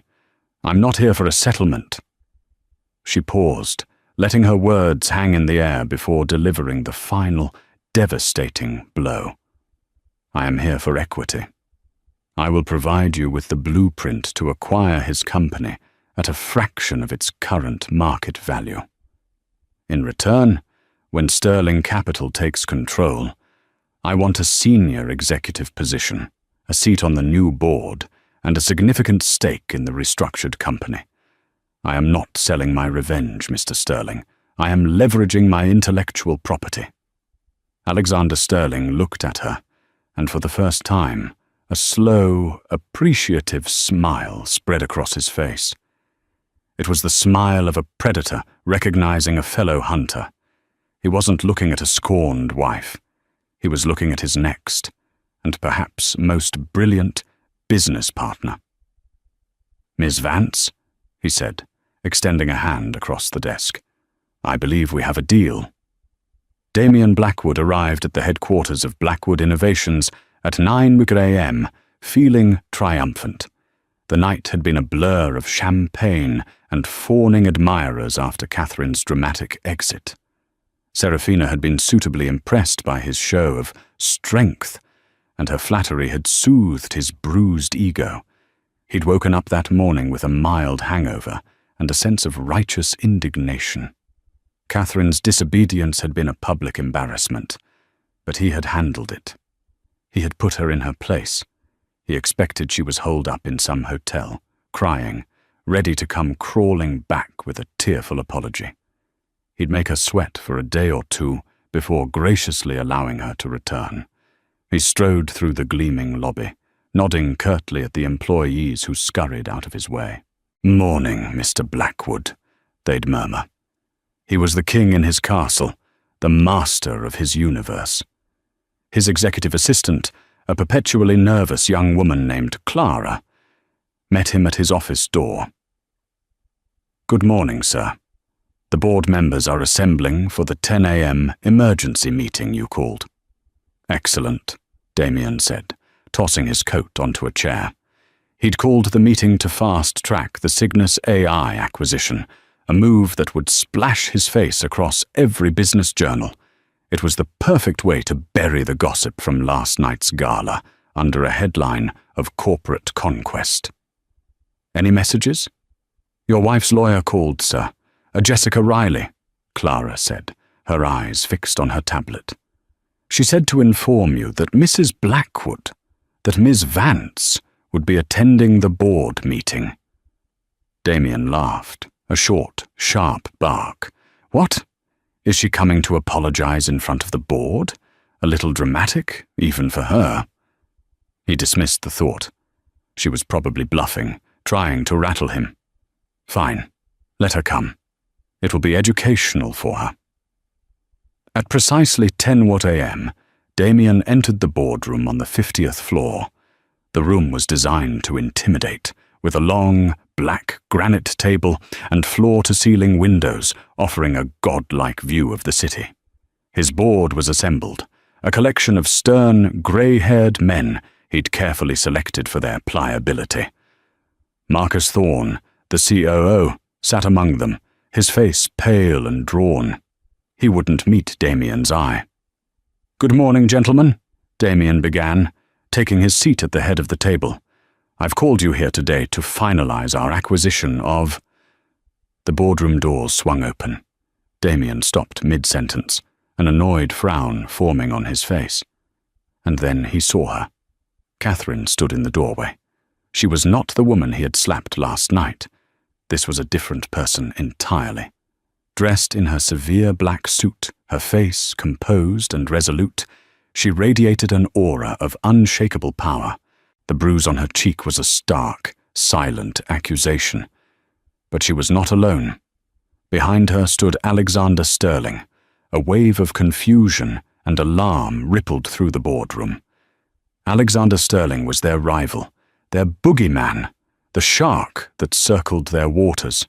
His presence here was inexplicable, a violation of the natural order. "Catherine?" Damien stammered, his bravado vanishing in a puff of smoke. "What is this? What is he doing here?"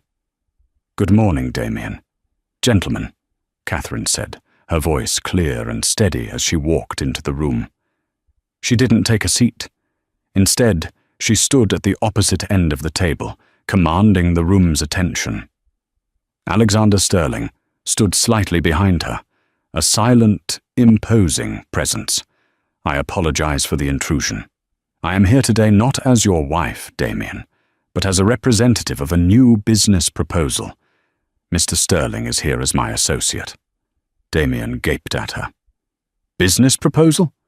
What are you talking about? This is a private board meeting." "It's about to become a very public one if you don't listen," Catherine said calmly. She nodded to Jessica Riley, who had followed them in, and began handing a thick, bound document to each board member. "Please take a look at the portfolio in front of you. It's an offer from Sterling Capital." The board members, their faces a mixture of confusion and intrigue, began to flip through the pages. A stunned silence descended upon the room, broken only by the rustle of paper. Damien stood up, his face turning a blotchy red. An offer? An offer for what? This is absurd. Security, get them out of here. I wouldn't do that if I were you, Mr. Blackwood. Alexander Sterling spoke for the first time, his voice dangerously soft. Because the document your board is currently reading is a preliminary, but very generous, tender offer to acquire a controlling interest in Blackwood Innovations. The blood drained from Damien's face. Acquire? You can't. Our stock is at an all-time high. Our valuation is a fantasy, Catherine cut in, her voice sharp as a razor. And that is why I am here. For the next 20 minutes, Catherine systematically and dispassionately dismantled the company she had helped build. She projected charts and figures onto the room's main screen from her laptop. She exposed the creative accounting, the hidden debt, the precarious market position. She walked them through the technical flaws of the Prometheus AI, predicting its inevitable and costly failure. Her delivery was flawless, her command of the facts absolute. The board members stared, mesmerized and horrified, as the woman they had only ever known as the CEO's quiet, pretty wife revealed herself to be the true master of their company's universe. And finally, Catherine said, her gaze locking onto Damien's, the Cygnus AI acquisition. She displayed the internal memo on the screen. A $2 billion vanity project that will indebt this company for a decade to acquire redundant technology. An act of such profound fiscal irresponsibility that it borders on corporate malfeasance. Robert Chen, the investor who had been present at the gala, looked up from the portfolio, his face grim. The offer from Sterling Capital is 30% above current market value. Given the irregularities Ms. Vance has just presented, this isn't just a generous offer. It's a lifeline. This is ridiculous, Damien roared, slamming his fist on the table. She's a liar, a bitter, scorned woman trying to destroy me. He turned on Catherine. You did this? To get back at me for last night? Catherine looked him dead in the eye. The entire room held its breath. Last night was not the reason, Damien, she said, her voice dropping to a near whisper, yet carrying to every corner of the room. It was merely the permission slip I gave myself to do what was necessary. You built this company on my intellect, my strategies and my work. And when you were done, you decided I was disposable. She gestured to the board. I am simply demonstrating my value. The value you forgot. She turned back to the stunned board members. Gentlemen, Sterling Capital's offer is on the table for the next 48 hours. It is conditional on the immediate removal of Damien Blackwood as CEO and the cessation of the Cygnus AI acquisition. Should you accept, I will be overseeing the transition as part of the new management team. I know where the bodies are buried. I also know where the treasure is. She closed her laptop. The presentation was over. Damien stood, shaking with a rage that rendered him speechless. He looked at the faces of his board, men he thought he owned, and saw not loyalty, but cold, hard calculation. He saw them looking from his trembling form to Catherine's steel composure, and he knew, in that gut-wrenching moment, that he had already lost.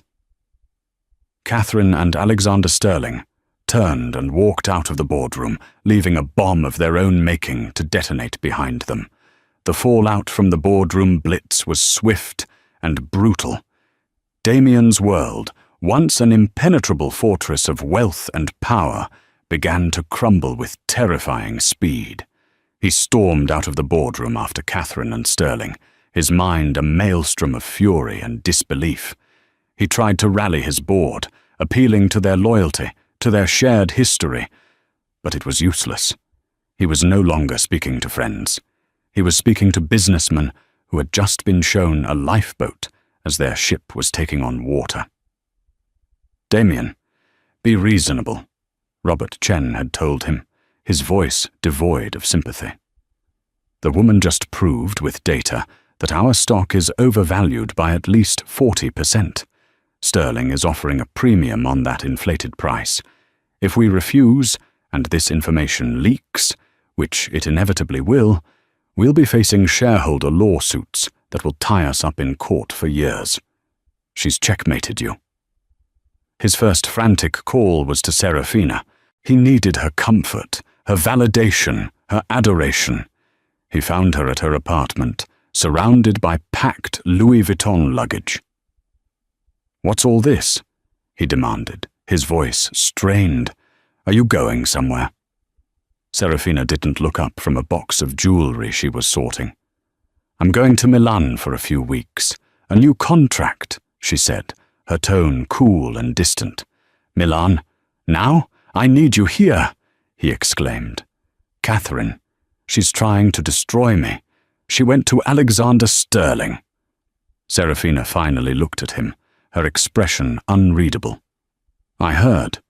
It's all over the financial news feeds already. Sterling Capital launches hostile takeover bid for Blackwood Innovations." She shrugged, a delicate, dismissive gesture. "It sounds messy." "Messy? It's a war. And I need you by my side. We're a power couple, remember?" A small, cruel smile played on her lips.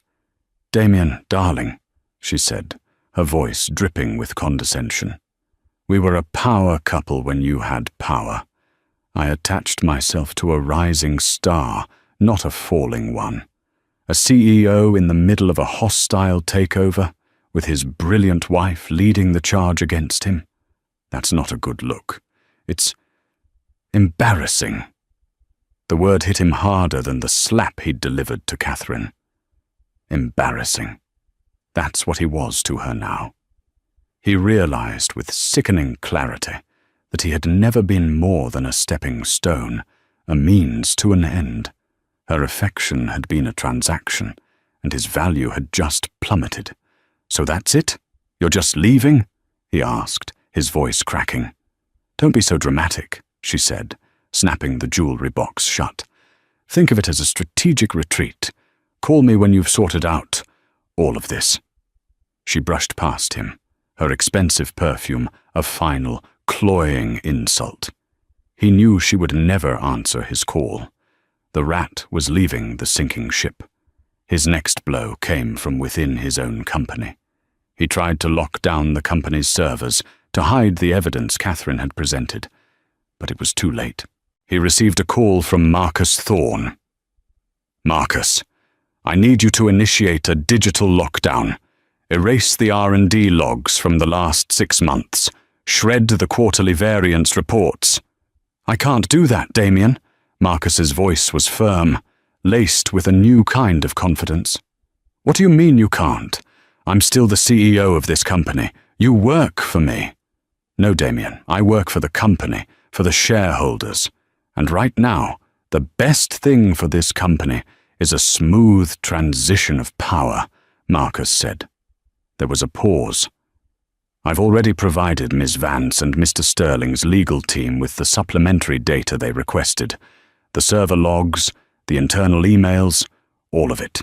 It corroborates her entire presentation." The betrayal was so profound, so absolute, that Damien couldn't even speak. Marcus, his loyal COO, the man he'd promoted and trusted for years, had turned on him. "Why, Marcus?" he finally whispered. "Because she was right," Marcus said simply. "About everything. About the flawed code, about the Cygnus deal, about you. You stopped listening a long time ago, Damien. You were going to run this company into the ground out of sheer ego. Catherine, Ms. Vance, she's saving it, and all of our jobs along with it. I'm sorry, but my loyalty is to the house she built, not to the man who was trying to burn it down." The final nail in his coffin was the media. The story was too juicy to ignore. Billionaire CEO's wife teams with rival to seize control of empire, screamed the headlines. They painted Catherine as a wronged genius, a strategic mastermind reclaiming her legacy. They dug into her past, her academic achievements at Wharton, her early, uncredited role in the company's founding. She became a feminist icon overnight. Damien, in contrast, was portrayed as a fool and a brutish tyrant, the man who slapped his wife and lost his empire in the same week. The photo of Catherine leaving the gala, her face resolute, was plastered everywhere. The faint bruise was a symbol of his downfall. He holed up in his penthouse, the glass walls that had once felt like a symbol of his dominance, now feeling like a cage. He watched the stock ticker for Blackwood Innovations. The board, facing overwhelming pressure, had publicly announced they were entering into negotiations with Sterling Capital. The stock price, after a brief, panicked dip, had soared on the news of the acquisition and the promise of new, competent leadership. He was undone, utterly and completely. He had underestimated the woman who stood beside him for 10 years. He had mistaken her silence for submission, her grace for weakness. He had thought she was an accessory, a beautiful object to be displayed and, when necessary, disciplined. He never realized she was the queen, and he had just been a pawn in her long, patient game. The unraveling was complete. All that was left was the final, crushing silence of defeat. The 48 hours that followed the boardroom meeting were a whirlwind of legal maneuvering and high-stakes negotiations, but the outcome was never in doubt. With Marcus Thorne's cooperation and the irrefutable data Catherine had provided, the board of Blackwood Innovations had no choice. They voted unanimously to accept Sterling Capital's offer. Damien Blackwood was officially and ignominiously terminated as CEO, forced to sell his shares as part of the deal. He was given a severance package dictated by the ironclad prenuptial agreement Catherine had insisted upon years ago, an agreement he had laughed at the time. It protected all premarital assets and intellectual property. As she was the source of nearly all the company's foundational IP, he was left with a fraction of the fortune he once commanded. He was still a rich man, but he was no longer a king. He was just another wealthy, forgotten casualty of Wall Street. The day the deal was finalized, Catherine walked back into the headquarters of the company she had built, not as the CEO's wife, but as the new Chief Strategy Officer and a member of the Board of Directors for the newly formed entity, Sterling Blackwood. The atmosphere was electric. Employees who had once averted their eyes from her now looked at her with a mixture of awe and respect. She was no longer a phantom in the hallways. She was the acknowledged power. Her first act was to call a company-wide town hall meeting. Standing on a stage in the building's atrium, she looked out at the hundreds of faces staring up at her. She didn't gloat. She didn't mention Damien's name. She spoke of the future. For too long, this company has chased short-term gains and fleeting headlines, she began, her voice resonating with a newfound authority. We have prioritized image over innovation, ego over excellence. That era is over. Starting today, we are returning to the principles that once made us great: sustainable growth, fearless research, and a commitment to building technology that lasts. She laid out her vision, a clear, concise, and brilliant roadmap for the company's next 5 years. She announced the immediate cancellation of the disastrous Cygnus AI acquisition, redirecting the funds into internal R&D and promoting several talented engineers whom Damien had overlooked. She answered questions from the floor with a depth of knowledge and a clarity of purpose that left no one in doubt as to who was now in charge. Marcus Thorne, who she had promoted to president and COO, stood by her side, a look of profound respect on his face. Later that day, she met with Alexander Sterling in her new office, the very office Damien had once occupied. It was already being transformed. The cold, minimalist furniture was being replaced with warmer, more functional pieces. The ostentatious modern art was gone, replaced with whiteboards covered in strategic diagrams. "A good first day, Miss Vance," Alexander said, leaning against the doorframe, a cup of coffee in his hand. "Please call me Catherine," she replied, looking up from a budget report. "Catherine," he acknowledged with a small smile. "The markets have responded well. The analysts are calling this the most elegant corporate takeover in a decade." "It wasn't about elegance," she said, her expression serious. "It was about correction, restoring balance." "Perhaps," he conceded, "but you can't deny there's a certain poetry to it." He looked at her, his usual predatory gaze softened by something else. Admiration. "I've acquired dozens of companies in my career. It's usually a bloody, messy affair. But with you, it was like watching a surgeon at work. You didn't use a cudgel, you used a scalpel." "Damien was the architect of his own downfall," Catherine said, unwilling to take full credit for his self-destruction. "I simply pointed out the structural flaws to the demolition team." Alexander chuckled, a rare, genuine sound. "A modest surgeon, then. I have a feeling this is going to be a very profitable partnership, Catherine." Their relationship remained strictly professional, yet a powerful current of mutual respect flowed between them. He valued her intellect, her foresight, her unwavering composure. She valued his decisiveness, his vast resources, and the fact that he never once underestimated her. He didn't see a woman. He saw a brilliant mind, a formidable ally. For Catherine, after a decade of being treated as an accessory, that respect was more valuable than any romance. That evening, she did not return to a hotel suite. She had purchased a beautiful brownstone in the West Village, a place with character and warmth, filled with books and art that she loved. It was hers, bought with the first payment from her new, staggering salary and signing bonus. As she unlocked her own front door, carrying a bag of groceries, a sense of profound peace washed over her. She wasn't just reclaiming her company, she was reclaiming her life, her name, her identity. The gilded cage was gone, its bars melted down and reforged into a key. The new dawn wasn't just for Sterling Blackwood. It was for Catherine Vance. And it was just beginning. 6 months passed. The transition at Sterling Blackwood was not just smooth, it was transformative.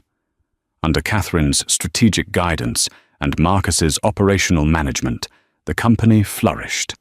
She dismantled Damien's reckless projects, stabilized the company's finances, and fostered a new culture of genuine innovation.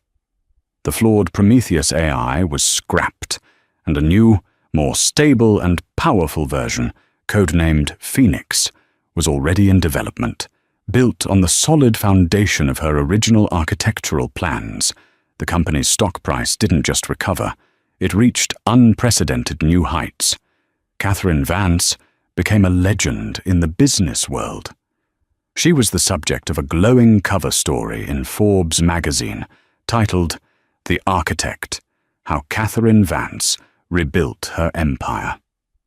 The article detailed her quiet but crucial role in the founding of Blackwood Innovations and her masterful strategy in seizing control.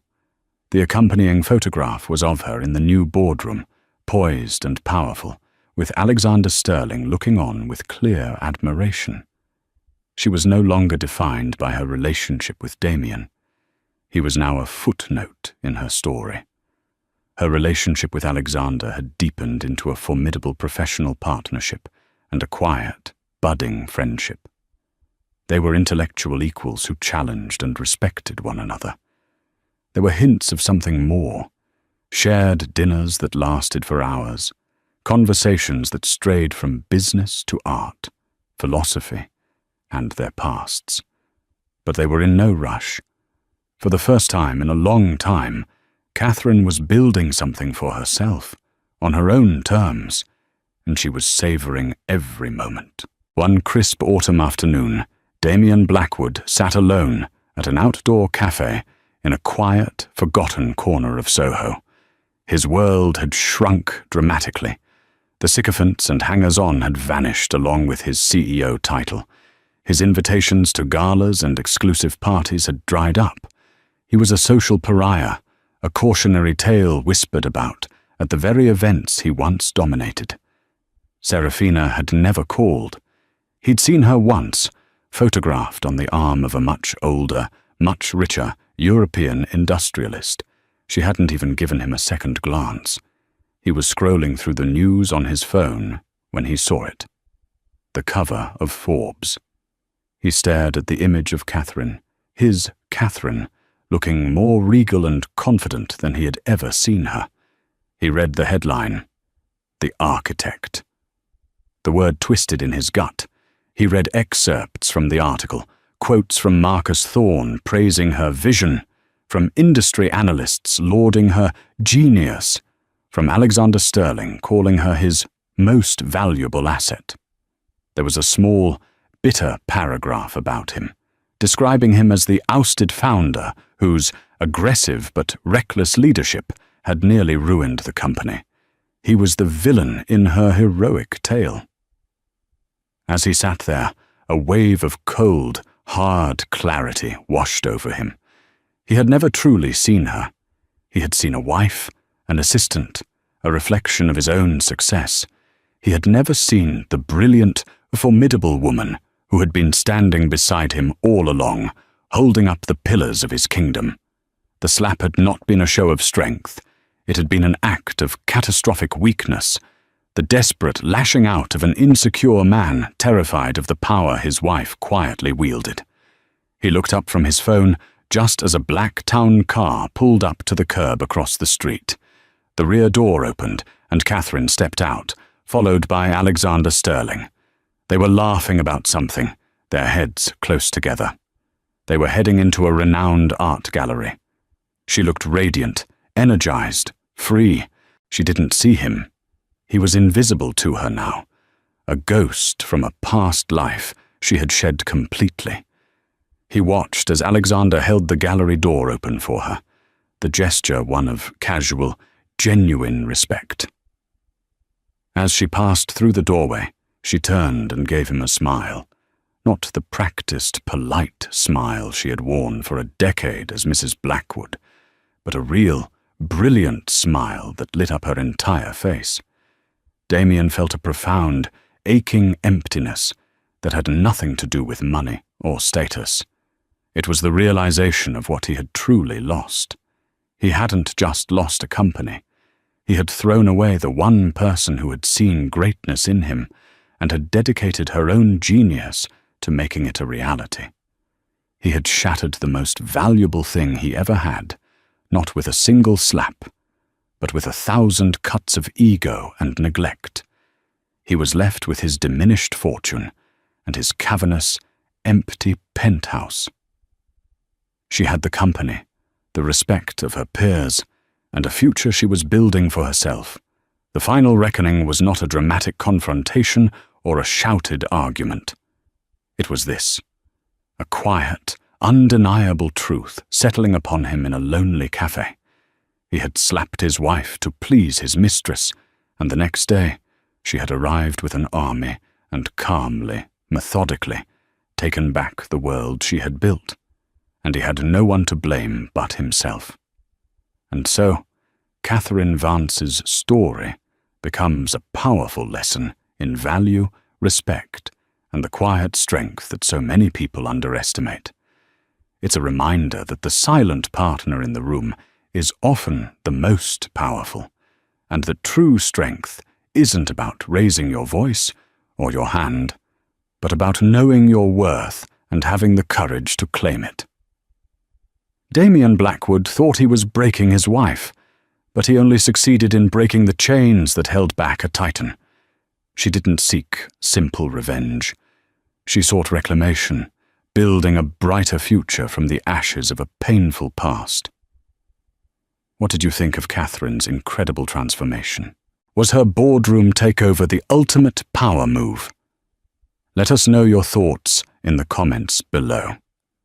If you were moved by her story of resilience and empowerment, please give this video a thumbs up and share it with someone who needs to be reminded of their own strength.